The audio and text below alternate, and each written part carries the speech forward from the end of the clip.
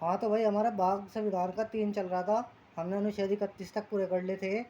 तो आज हम जो है अनुच्छेद 32 के बारे में चर्चा कर लेते हैं भाई।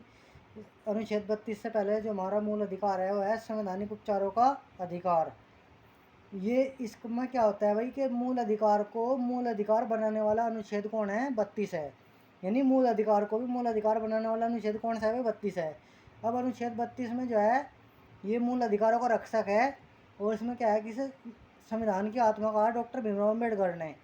और संविधान का हृदय भी कहा जा सकता है, संविधान का संरक्षक भी कहा जा और प्रतिभूति यानी गारंटेड भी कहा जाता है भाई।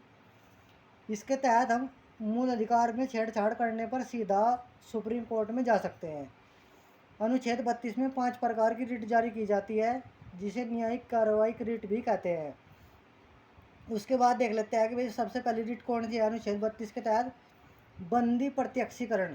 बंदी प्रत्यक्षीकरण मतलब इसमें शारीरिक रूप से जो बंदी बनाया गया व्यक्ति है उसे आने जाने समय को छोड़कर 24 घंटे के अंदर जज के सामने किसी जो अधिकारी होगा उसके सामने पेश करना होगा। पहली बात तो यह है बंदी प्रत्यक्षीकरण में। उसके बाद आपको व्यक्तिगत स्वतंत्रता है और अपनी पसंद के वकील से सलाह ले सकते हैं। 24 घंटे से ज़्यादा होने पर छुट्टी को छोड़कर सुप्रीम कोर्ट या हाई कोर्ट से बंदी रिट जारी होगा। मतलब क्या है कि अगर आपको व्यक्तिगत स्वतंत्रता है, अगर आपको लगता है कि आपको जो है मनमाने ढंग से 24 घंटे से ज़्यादा हिरासत में ले लिया गया है, तो आप जो है सुप्रीम कोर्ट और हाई कोर्ट से आपके लिए आप जो है बंदी रिट जारी करवा सकते हो। उसके बाद अगर इसकी कुछ खास बातें देख लेते हैं और भी। अगर सुप्रीम कोर्ट दूर है तो आप जो है हाई कोर्ट भी जा सकते हैं अनुच्छेद 226 के तहत, क्योंकि मूल अधिकार का जो रक्षक है वो हाई कोर्ट भी है और सुप्रीम कोर्ट भी है। मूल अधिकार के रक्षक के मामले में ज़्यादातर जो है पावर हाई कोर्ट की है। वो इसलिए है कि मामला अगर मान लिया मूल अधिकार के क्षेत्र के बाहर का हो जाता है तो जो है उसमें हाई कोर्ट अलग से भी सुनवाई कर सकता है। लेकिन अगर मामला सिर्फ मूल अधिकार का है, आप सुप्रीम कोर्ट जाते हैं तो आपको सुप्रीम कोर्ट फटकार लगा सकता है कि जाइए आपका ये मूल अधिकार के बाहर का मामला है, तो आपके अन्य मामले में सुनवाई नहीं करेगा। लेकिन जो आपका ये हाई कोर्ट है, मूल अधिकार के अलावा अगर कोई अन्य मामला है तो उसमें भी सुनवाई करेगा। दूसरी रिट जो है भाई आपके सामने है परमादेश यानी मैंडेमस। इसमें क्या होगा? जब कोई सरकारी कर्मचारी अपने काम को ठीक ढंग से नहीं कर पाता है तो आप जो है high court, supreme court, district court जा सकते हैं भाई और उसके खिलाफ परमादेश ला सकते हैं। परमादेश ध्यान रखने की बात है, राज्यपाल और राष्ट्रपति पर परमादेश नहीं ला सकते भाई। परमादेश का मतलब क्या है कि ऊपर से आदेश होगा कि आप जो है अपने जो पद है उसके ठीक तरह से जो है प्रयोग क्यों नहीं कर रहे। यानी कि आप अगर आपको लगता है कि कोई पब्लिक ड्यूटी करने वाला सही तरह से पब्लिक ड्यूटी नहीं कर रहा तो आप उसके खिलाफ परमादेश ला सकते हो। तो उसके बाद देख लेते हैं भाई तीसरी रिट जो है अधिकार परीक्षा लेख को वारंटो। मतलब क्या है कि यदि यानी कि कोई सरकारी पद पर फर्जी ढंग से कोई आ जाता है भाई, यानी कि कोई मान लिया पद किसी का है वो जो है फर्जी तरीके से पद किसी ने ग्रहण कर लिया, तो उससे पूछा जाएगा कि आप जिस पद के लिए मान्य नहीं है उस पर आप काम कैसे करने लगे हैं। तो इसे बोलते हैं, उसके खिलाफ क्या ला सकते हैं? अधिकार परीक्षा लेख। मतलब क्या कह सकते हैं, मान लो कि कोई डॉक्टर है और उसका काम क्या है भाई मरीज को देखना, और डॉक्टर की जगह कौन देखता है भाई? सफाई कर्मचारी। तो आप ये पूछ सकते हो कि आप किस अधिकार से जो है ये काम कर रहे हो, क्योंकि ये काम तो डॉक्टर का है।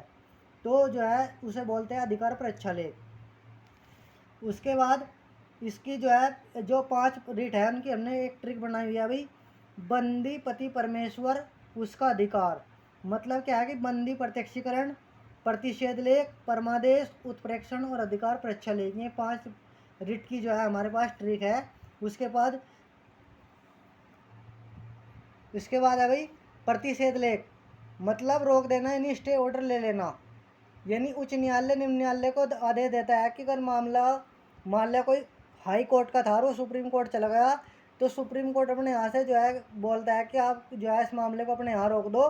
यानी जब निचली अदालत अपने अधिकार की अवहेलना कर रही हो तो उसके खिलाफ क्या होगा भाई? प्रतिषेध लेख। यानी कि प्रतिषेध का मतलब बड़े न्यायालय से छोटे न्यायालय को जो है रोकने का आदेश होगा भाई। यानी कि निचली अदालत में लगातार चल रहा है तो कोई व्यक्ति उसे ऊपर के हाई कोर्ट में काम को ले जा सकता है। तो उसे क्या बोल रहे हैं भाई? असंवैधानिक रूप से हो रहा तो ऐसे क्षेत्र भी जो है प्रतिषेध ला सकते हैं भाई। मतलब क्या है कि यदि निचली अदालत में लगातार चल रहा है और कोई व्यक्ति ने ऊपर के हाई कोर्ट में कहा कि वह काम असंवैधानिक रूप से हो रहा है, तो क्षेत्र अलग है या उच्च अदालत प्रतिषेध लेख जारी कर सकती है इस कंडीशन में। उसके बाद 5वीं रिट है हमारी उत्प्रेक्षण। उत्प्रेक्षण यानी कि पूर्णतः सूचित करना। मतलब क्या है कि माना निम्न न्यायालय द्वारा कोई फैसला सुना दिया जाता है या सुना दिया गया है, तब अगर वह मामला उसके अधिकार क्षेत्र के बाहर का है तो क्या है भाई, उत्प्रेक्षण लेख जारी हो सकता है। यानी कि हाई कोर्ट निम्न कोर्ट को आदेश देता है कि अपने यहाँ यह मामला लंबित करे और फैसले के बाद जो उसके क्षेत्र का बाहर का हो, अनुचित न्याय हो और अप्राकृतिक फैसला हो, तब इस कंडीशन में जो है उत्प्रेक्षण लेख जारी हो सकता है। तो हमने जो है संविधान का अनुच्छेद 32 भाई कंप्लीट कर लिया। 5 प्रकार की रिट बताई। इसे जो है मूल अधिकारों का रक्षक बताया जाता है भाई, और मूल अधिकार को मूल अधिकार बनाने वाला अनुच्छेद। तो बस आज की वीडियो में इतना ही।